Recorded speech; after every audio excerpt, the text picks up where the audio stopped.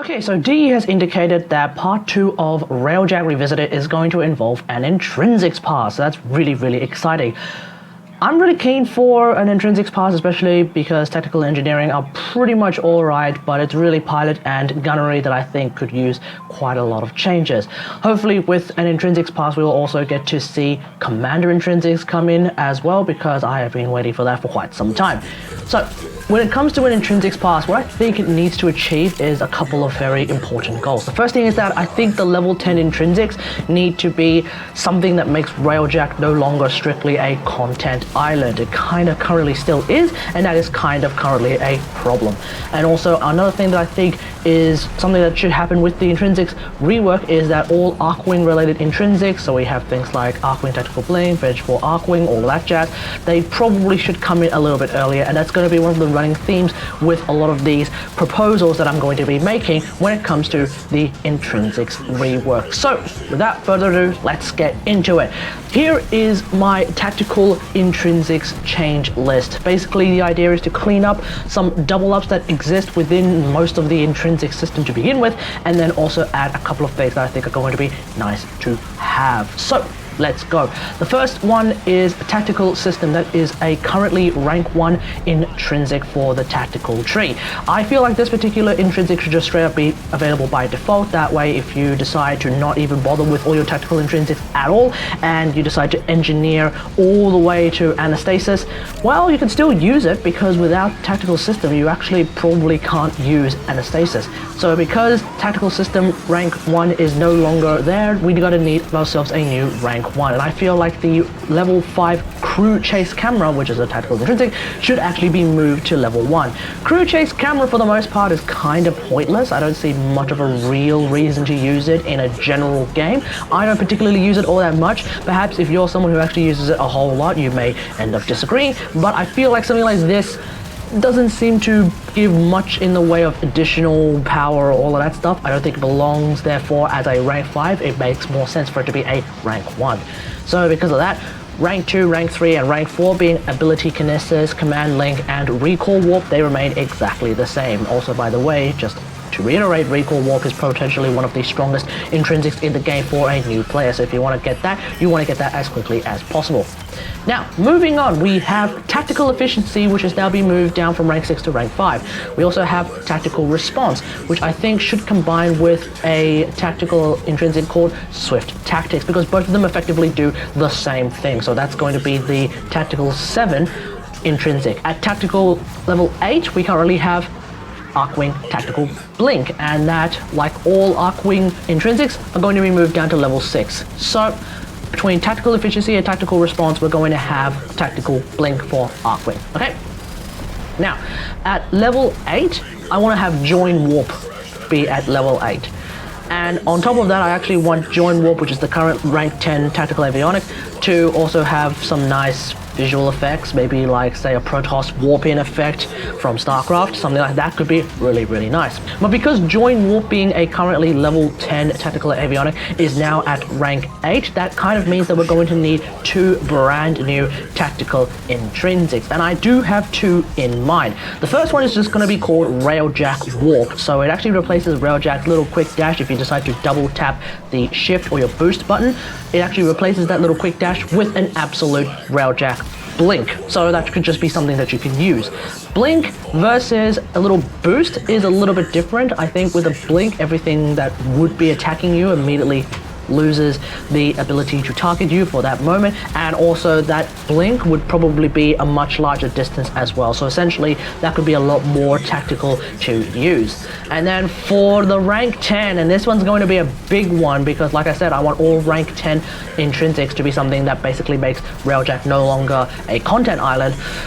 We're going to go for something called Orbital Bombardment. That's right. The idea is that if you open up your map in a normal mission, the map not only just contains the map, but it also contains a list of battle avionics, the battle avionics that you currently have equipped in your Railjack. That's right, those battle avionics. And the idea is that they're going to be placed in much the same way that tactical avionics are placed right now. If you open up the tactical map, if you open up the actual map, then the battle avionics will be placed in that precise position. So how would this work? Well, let's say you're using something like particle ram. and you have particle ram that is currently equipped onto your Railjack and you're doing, say, a defense mission, you could then just use the particle ram by opening up the map. You click on a specific position, you activate particle ram, and the particle ram will literally ram through that particular position in a random direction, or even just in the direction from where you are facing. So let's say you're standing here, you're looking over there, the position you want to attack is over there. The particle ram would then go from where you are, it will just basically attack that way. So you have a giant ram that basically rams through those enemies. And of course, it will go through all the walls, it will go through all of that good stuff, because that's how particle ram works at this particular point in time. Otherwise, you could use a battle avionic like Fiery Phoenix, where everyone is set on fire, and then until you decide to turn it off, or maybe for a set period of time, everyone can move a lot faster and also has some damage reduction. So that could be something that could be really useful. With orbital bombardment, the idea is that flux energy from your Railjack is going to come into effect as well. Flux energy will regenerate at 2 per second, but this will not use any of the resources, so you don't have to worry about that. So for example, if you were to actually use something like Seeker Volley, you're going to have to wait 50 seconds in order to get the flux energy back to use it. So if you happen to have a Railjack that has, say, 600 energy after Hyperflux, then of course you can use 6 rounds of Seeker Volley just like that. But each round of Seeker Volley will add another 50 seconds before you can use another one, so it's going to take a bit of time. If you reckon that 2 energy a second is a little bit too slow, that's fine, we can discuss that a little bit more in the comments below. But that's going to be the big idea for rank 10 tactical, to have orbital bombardment so that you can bring battle avionics from your Railjack into your normal gameplay. Alright, let's move on now to the engineering tree. And the main problem that I have with the engineering tree is that in the current state of Railjack, especially with things being a lot easier and a lot faster than usual, the engineer doesn't really do a whole lot in the game. The only thing they really do en masse is forging, and that's basically it. The fact that there can only be one fire and one breach at any time, and the fact that I have not yet seen an electric hazard at all, kind of means the whole idea of fixing the ship is not really something that an engineer needs to do for the most part. So I kind of feel like in the later stages, the engineering role is just extremely boring. Hopefully with this change in the tree, late game engineering is going to be a bit more interesting. Early game engineering is probably going to be about as interesting as it's always going to ever be, because people are still newer to Railjack, kind of trying to figure out how to do things. They're going to have to be fixing a lot more of their ship. But late game engineering, when people are a lot more skilled and actually have an idea about what they're doing, the engineering role doesn't really do a whole lot. So let's get into it. The first one is going to be rank 1 Applied Omni, and I think this one again should always be available by default. Like, it's basically a faster Omni tool, who the bloody hell cares, so that's going to be available by default. What that means is that we need a new rank 1, and what I think is that the Ordnance Forge should replace Applied Omni as the new rank 1. Ordnance Forge right now is a rank 3 engineering intrinsic, and I feel like you'll be starting off with your normal type of Seeker anyway. You probably won't have a battle avionic to begin with, so you probably want to be using your ordnances a lot more than using Flux. I feel like the idea of Flux Forge coming before Ordnance Forge is a little bit weird, especially in the early game, so let's put Ordnance Forge at rank 1. Otherwise, Flux Forge is going to be rank 2, but that means we need a new rank 3, and that's going to be the current rank 6 engineer intrinsic called Forge Accelerator. So that one's just going to be pushed down to rank 3. Now let's have a look at the current rank 4 engineering intrinsic called Optimization Pass. Now I feel like Optimization Pass should be merged with a rank 7 intrinsic called Full Optimization. I don't really like this idea of doubling up, because Optimization Pass and Full Optimization are literally the same thing. It just happens twice now. So I think Optimization Pass, Full Optimization, put them together, and suddenly it reads as increasing forge yields by 50%. So basically how it is now when you have more than rank 7 engineering intrinsic. But what that means is that without a level 4, Dome Charge Forge is actually going to be moved down to rank 4, and that's actually going to be important because the forward artillery is now part of your Night Wave, which means you're going to have to use your forward artillery, and if people don't know how to use their forward artillery or are not particularly good at it, they're going to want to be able to build more dome charges so they have more opportunities to actually fire and destroy a cruise ship with their forward artillery. So having Dome Charge Forge a lot earlier is probably going to be a good idea. Now we're going to need new rank 5 because we currently have a gap between Dome Charge Forge at rank 4 and the Arc Wing Intrinsic at rank 6. And I propose the brand new, and this is going to be a big thing that if DE were to ever do something like this, they're going to have to actually knuckle down and actually code this and figure this out, and that's to construct an auto turret. That's right, rank 5 engineers should be able to then use their Omni tool and actually just build an auto turret. But it's not going to be an auto turret that fires at enemies that ram sled into your ship. No, you're going to have to kill those yourself. I'm talking about an auto turret that you can construct that then gets pushed into the hull of the ship. The hull then has an actual auto turret that is just automatically firing at enemy fighters. That way, at rank 5, not only can you actually actively make something that can help both your gunners and also your pilot with staying alive and killing enemies, especially in later stages, you can also then build something if you happen to be playing solo, for example, or you want to build something to make sure that your time playing Railjack by yourself is a little bit easier, despite the fact that it's already kind of easy enough. But you know what? We might as well go the whole ham. Let's actually come up with some more interesting solutions. So producing an auto turret is probably something that I want for engineers at level 5. The idea then, the auto turret just fires around, but if you have an enemy ship attack your Railjack and your Railjack suffers a percentage of its hull damage, you automatically lose 1 of your auto turrets. So if you produce up to 4 auto turrets, you lose 1. And if you lose even more of your health, you lose more, etc, etc, etc. Every time you lose a certain amount of your hull, based on how much hull you actually have, so every time you lose a certain portion of it, it's not that if the health actually goes down to a certain point, it's every point you lose gets you closer to losing an auto turret. That's the idea. Now in terms of the auto turret itself, let's just have a quick look at some ideal stats that I think would be really, really good for it. Essentially, the auto turret would shoot as fast as a Carsonox. More damage, so maybe like an Apox amount of damage, but no status chance. Okay, this is very important. This is not a turret that's just there to do everything for you. This is just a turret to do some damage and just fire randomly at enemy targets and hopefully kill something every so often. This will only shoot at a 180-degree angle, which means it can't shoot behind you, if that makes sense. If you have an auto turret constructed on the left-hand side of your ship, it cannot shoot anything that is currently on the right-hand side of your ship, and it can only shoot certain things in front of you at some point. Okay, so it's not going to be this 360 angle, do everything kind of gun. You're going to have to at least create 2 guns to do that, and even then it's not going to really target every single one. If you want something to actually do all of the killing for you, you're going to have to find an actual gunner. Okay, so like I said at the start, it's going to be the same thing with the tactical intrinsics. Rank 6 is going to be Vigilant Arcwing, so that's no problem right there. And like I said, at rank 7, we're going to have optimization pass and full optimization both together as one whole thing.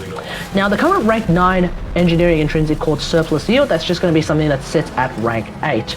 And that means we're going to have a bit of a gap between rank 8 being Surplus Yield now and rank 10 being Anastasis. Anastasis in its current form is perfectly fine with some extra things on top of it. I'll talk about it in a second, but that's going to remain as our rank 10 intrinsic. For rank 9, I think what should happen is it's a similar idea to constructing an auto turret, except now we are constructing a cannon. At rank 9, I think a rank 9 engineer should be able to construct a cannon that is then, like the auto turret, pushed to the hull of the ship, and then that automatically fires at cruise ships and heavy duty ships and potentially other things, but we'll just have to see how we go. Maybe not other things, because we don't want it to be targeting, say, fighters, because it's just going to miss because it's a cannon. What we wanted to do is fire at cruise ships, which are typically slower, and this is going to be one of those weapons that can actually destroy a cruise ship. So right now we have only 1 weapon on the ship that can actively destroy cruise ships, and that is of course the forward artillery. But with rank 9, the engineer can then construct a cannon that can destroy a cruise ship. So how is this cannon going to work? Well, the cannon actually shoots extremely slowly. We're potentially looking at like a 30-second reload time, because guys, it's a cannon, okay? You look at like a cannon in a naval ship from like your oldie days of the pirate days. You shoot, and then you're gonna have to bring that cannon in, you're gonna have to clean it out. At least this cannon is fixing itself, but it's going to take some time. So how much damage is this cannon going to do? Well, I propose that it does a guaranteed half of a cruise ship's health. Doesn't matter what level it is. It could be a level 100 cruise ship from Scarlet Spear. It could be a level 30 cruise ship from like Gaian Point. It could be a level 10 cruise ship from Earth. doesn't matter, half of its health, always. So if you decide to actually shoot at the engines of a cruise ship, for example, to make them explode, which takes out a giant chunk of their health, that might actually be a viable solution, because then you can use your normal gun, destroy part of the cruise ship's health by destroying the engines, and then when that cruise ship is below half health, if it actually gets hit by the cannon, boom, gone, it's dead. So shooting the engines with the guns actually makes a lot of sense. The cannon bomb should fly as fast as a crime shot, which means if the cannon is further away, if your ship is further away, the cannon is more likely to miss. But if you happen to have the cannon there ready to go and you are really close to the ship, that shot is going to hit really damn easily. Whether or not the engineer should have the ability to fire the cannon by themselves in a manual way, or whether or not the cannon should be attacking in a very automatic way, that's up for you guys to discuss in the comments below. I'm open to either or either, but that's fine for me. The cannon could potentially also be used against fighters as well. Maybe that would mean that you'd have to use the cannon in a much more manual sense. Definitely using the cannon with something like Void Hole or Tether would be extremely effective in wiping out a giant ton of enemies, although frankly we already have plenty of other ways of destroying those enemies with things like munitions, so I don't think that's going to be all that necessary, but that could be something that you could use as well. But just keep in mind, if you're going to use it against fighters, there's a 30-second reload time, because that's the point of this weapon. It's supposed to be a very slow but very damaging weapon. And finally, we have Anastasis at rank 10. And how are we going to make Anastasis something that you can use outside of Railjack? Well, it's very simple. Anastasis can now be used outside of Railjack to heal defendable targets, i.e. defense targets, rescue targets, escort targets, all of that stuff. Can heal these guys by 20% of their health for 50 Revelite. So basically, every time you heal a target, you use 50 Revelite, and for Anastasis, and for this particular purpose outside of Railjack, Revelite regenerates at 1 a second, so you're going to need another 50 seconds in order to get that 50 Revelite back. Typically, your Omni tool starts off with 300 Revelite, which means right from the get-go, you have enough Revelite to heal about 120% of your target's health. You don't really need to be burning all of that in one foul swoop. That's not the idea for this ability, and also, frankly, if you need to rely on this to actually heal your targets on a near constant basis in like a defense mission, then clearly your defense is lacking and you're going to have to really do something about that instead. But that's the idea, just something that you can use every so often if you find that you're in a bit of a pickle and you need to heal your target for a giant portion of their health, especially in a high level defense mission like arbitration, like a void mission, like Couvers, etc, etc. These kind of things, you should be able to heal your target for that amount of health. Also, an extra thing I would like to add to Anastasis is right now, if you use Anastasis, there is a delay where the ship actually has to fix the thing that you use Anastasis on first before you can then, say, warp to another point of the ship. I feel like that particular delay is a bit annoying and I just want to get rid of it. So hopefully that can be something that can be done as well. Okay, let's move on to the pilot intrinsics, and this one will basically be cleaning up some things that probably could be put together. So we got a couple of double ups as well. I want to change one thing that's kind of meh into something that's probably pretty cool, and we're going to add a couple of things that I think will be really nice to have. So let's get into it. The first one is rank 1 intrinsic is boost. Now, I actually didn't know that boost was an intrinsic that you had to get right from the start. So when I was trying to show my friend how fast the Railjack is, he was not able to actually boost at all because he hadn't played a single lick of Railjack at all. So boost should be available by default. It just seems really unintuitive that when you can sprint just by default with your Warframe, that you can't boost by default with your Railjack. I don't really mind the fact that boost has what is essentially a stamina meter, so we brought that back, but that's not a problem. I just think the ability to boost is something that should be available by default. Next thing is Vector Maneuver. Now, Vector Maneuver and Vector Evasion are both rank 2 and rank 3 intrinsics. They both kind of feel like things you just should be able to mash together. That way we can actually have some more interesting ideas. So that's the idea. Both of these will now be rank 1 intrinsics together. Okay? So that means we're going to need a new rank 2 intrinsic because we have a gap between Vector Maneuver / Evasion and Safe Flight, which is going to be from rank 4 to rank 3. So the new rank 2 intrinsic is going to be called Enhanced Agility. So when you are piloting a Railjack, if you're not using the sort of pilot-centered turning, if you're using the original default turning mechanism for Railjack, you can actually see several zones that increase the amount of turn that you get when you are turning with your Railjack. Right now I feel like the maximum amount of turning from the final zone is a bit on the slow side, so I want to increase that maximum turn speed, just that maximum turn speed, when the reticle is in that final zone. So that's what enhanced agility is. Maybe increase it by another 50% so that you're turning a lot faster when you actually want to turn a whole lot faster. Does that make sense? Okay, let's move on.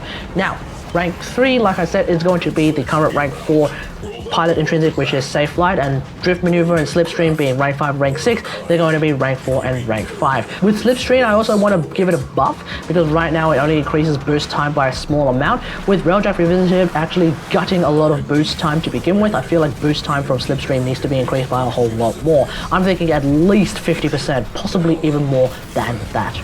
Let's move on now to rank 6, which of course is going to be the Arcwing Intrinsic being Aeronaut. I do want to give it a bit of a buff where Arcwing speed increases by a further 30% when in Railjack missions, because right now Arcwings are still having a bit of a hard time keeping up with enemy fighters. Sure, you can use the blink, but I feel like the blink is a bit more of a tactical thing, whereas actually just chasing them down should be the general way of fighting enemy fighters in Railjack. Right now enemy fighters can actually fly faster than you, so it kind of feels a little bit weird that you're trying to chase them and then they kind of fly away as well. Even if you're using speed mod from your Arcwing, that kind of doesn't really work in my opinion, so I think it needs to be a little bit faster.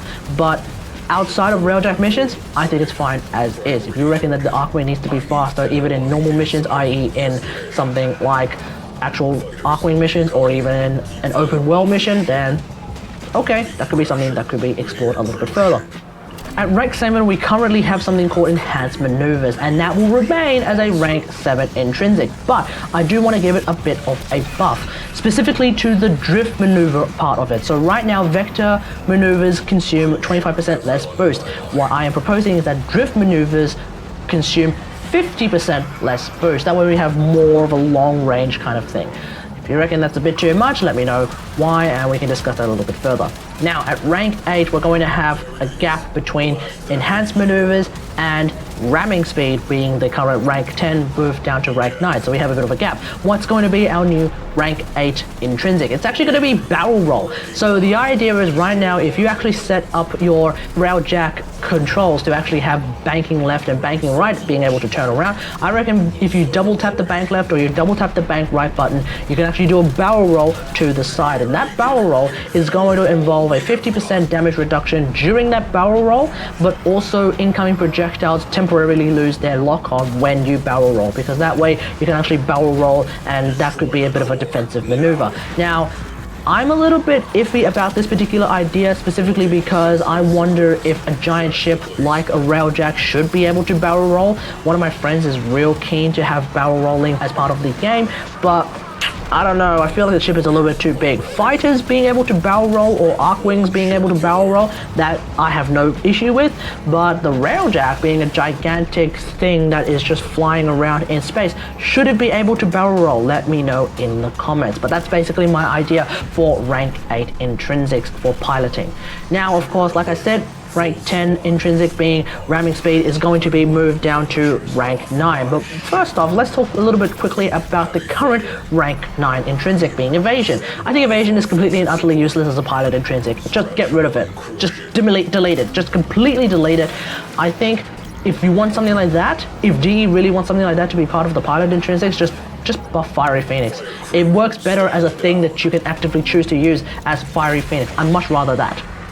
So let's move on. Now in terms of ramming speed, at rank 9, what I think should also happen is it should also increase boost speed by 30%. It should also increase boost recovery time by 50% as well. Basically, ramming speed is something that I want to have more boost. With a lot of the changes to the pilot intrinsics, the idea is to increase this overall speed and also overall mobility of the Railjack, and also give it a bit more of a defensive mechanism when it comes to things like barrel rolling or ramming speed. So I think that could be really, really good. Alright, let's talk about the rank 10 intrinsic. And of course, this is something with the goal of making Railjack a mode that is not necessarily a content island, something that you can use outside of Railjack. So here we go. Carrier has arrived.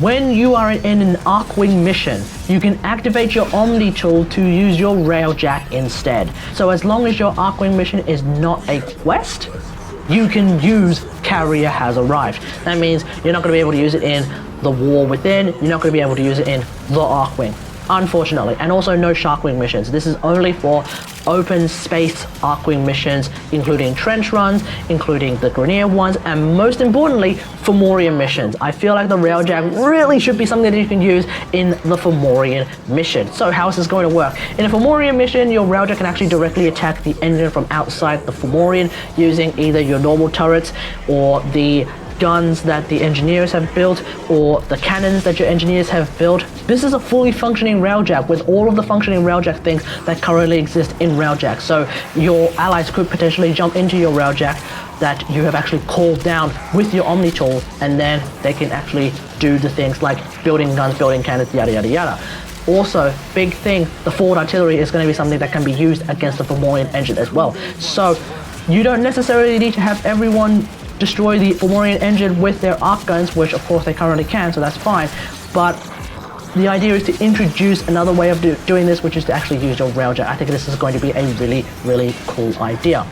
Just keep in mind that just as Arcwings can't use their abilities when they're inside that Fomorian engine area, the Fomorian engine itself is actually just going to be completely immune to battle avionics as well. So unfortunately, you won't be able to spam your Seeker Volley, you won't be able to spam your Particle Ram, none of those things, because that would actually make things a little bit too easy. But the idea is to instead be able to just use your Railjack as an actual thing that is destroying a Fomorian engine.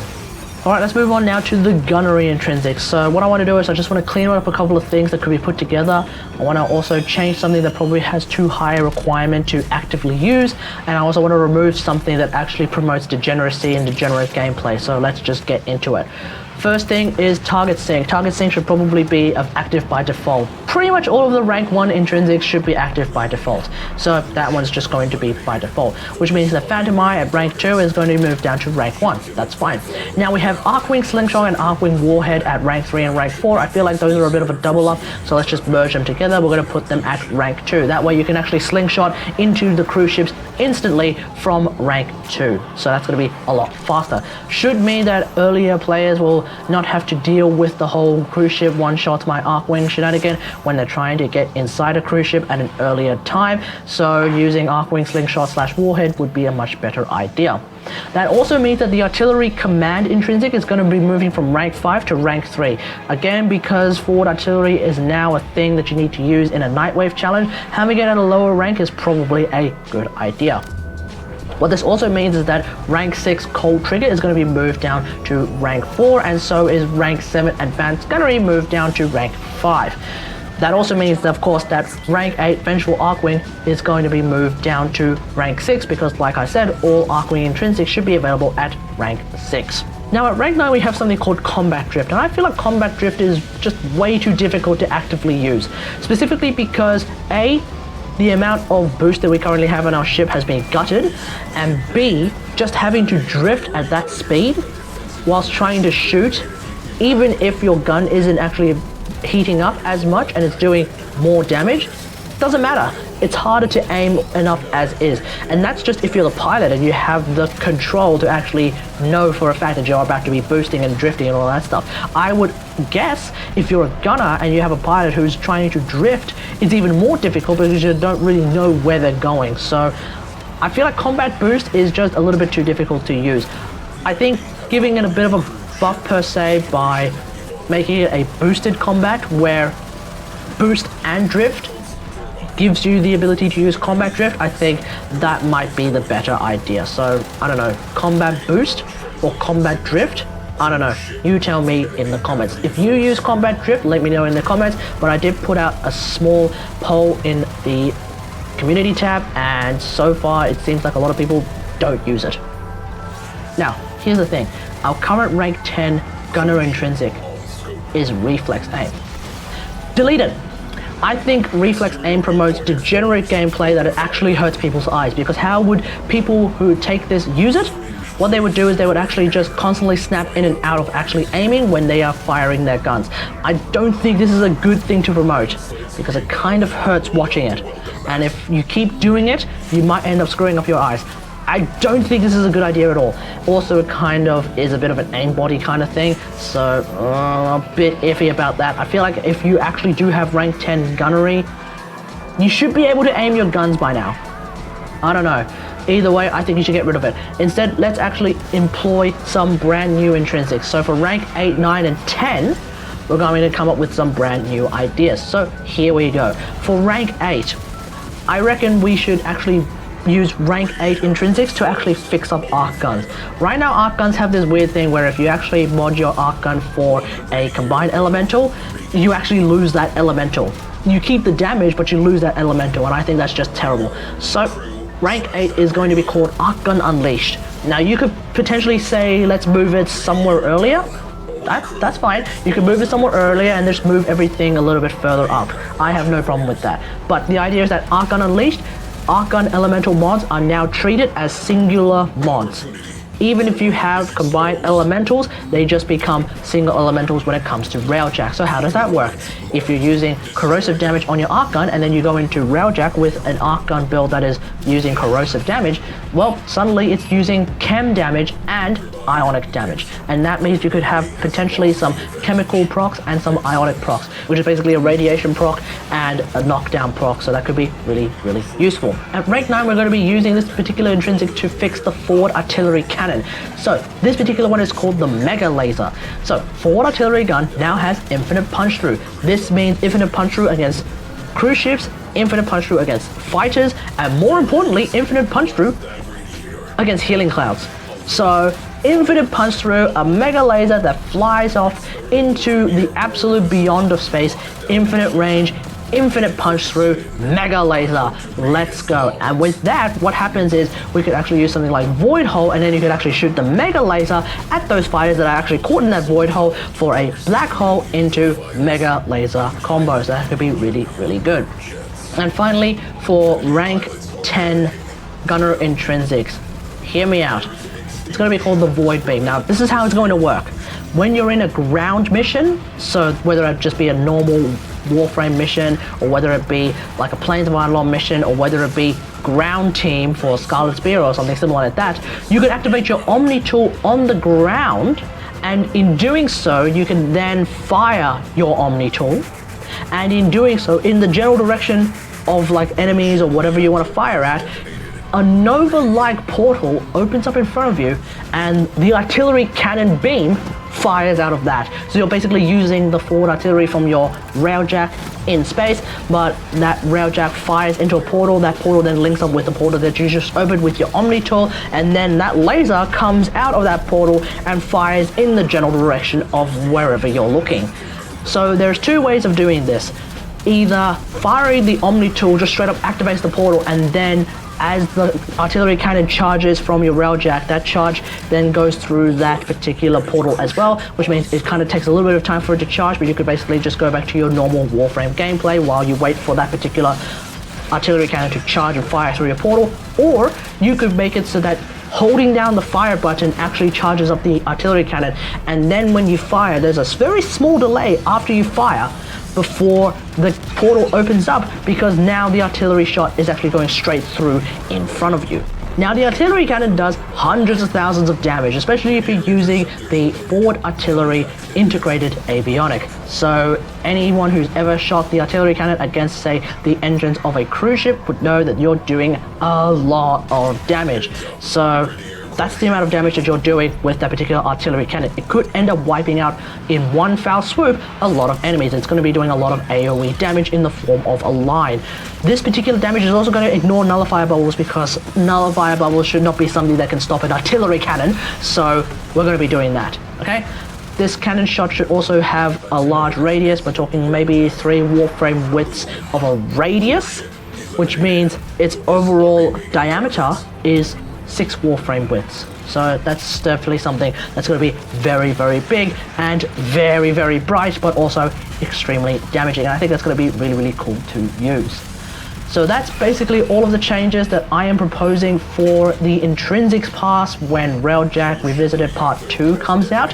Hopefully, on top of the fact that we're using Commander Intrinsics, hopefully that comes out with Railjack Revisited Part 2, that this will be a lot more interesting, and it will definitely give people an incentive to actually get those rank 10 Intrinsics, so that, for example, they can call down Seeker Volleys, or they can call down a munitions vortex that then they can shoot at, and then when it explodes it wipes out everyone within the room. Or they could potentially use their Railjack in an Arcwing mission, which is definitely something that I've been wanting for quite some time now. I just feel like this will open things up to be a lot more interesting.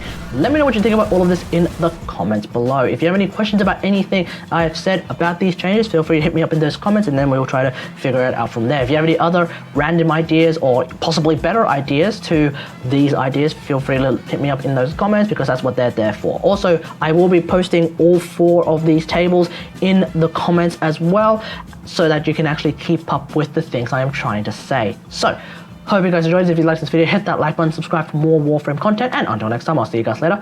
Thanks for watching. Bye.